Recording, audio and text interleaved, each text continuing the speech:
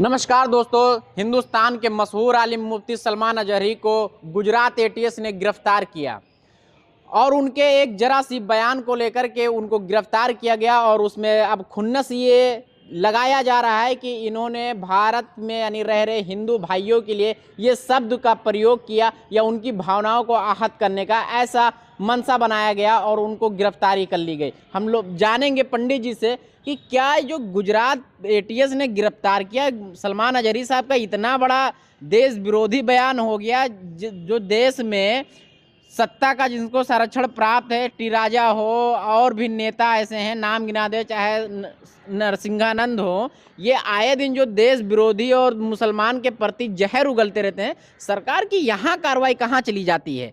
इंसाफ नहीं है सरकार में। लग रहा है कि इंसाफ के दृष्टिकोण से सरकार चल ही नहीं रही है। देखिए, बहुत आपने बढ़िया सवाल किया। न्याय, किससे आप न्याय मांगे? ये घाव है, कातिल बता रहा है। किससे न्याय मांग रहे?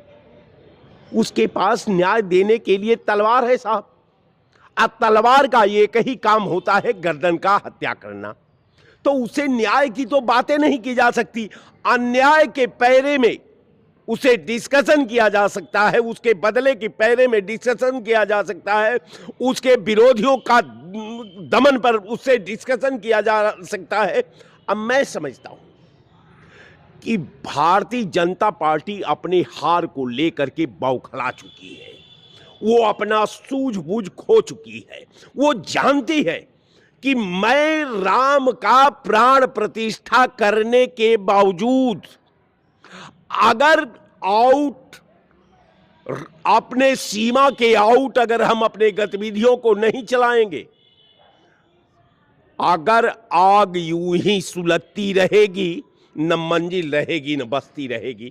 कहने का मेरा मतलब यह है कि ये अपने कर्म से, अपने द्वारा किए हुए कार्यक्रम से, अपने विधान के प्रति नैतिक जिम्मेवारी से भारतीय जनता पार्टी ने कभी अपने 10 साल के कार्यकाल में कहीं अमल नहीं की है।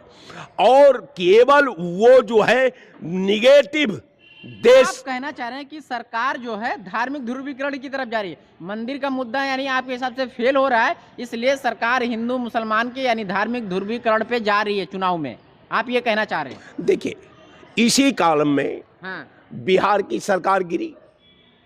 बिहार के मुख्यमंत्री को धौंस में लिया गया कि अगर आप नहीं हटेंगे तो आपके खिलाफ जांच हो जाएगी, आप जेल चले जाएंगे। अब या तो आप जेल चुन लीजिए या सरकार चुन लीजिए।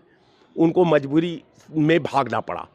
अब कहने का मेरा मतलब कि अगर ये अपने क्रियाक्रम से, कार्य से संतुष्ट होता कोई भी प्रधानमंत्री और मुख्यमंत्री, तो ऐसा कार्य करने की क्या जरूरत है?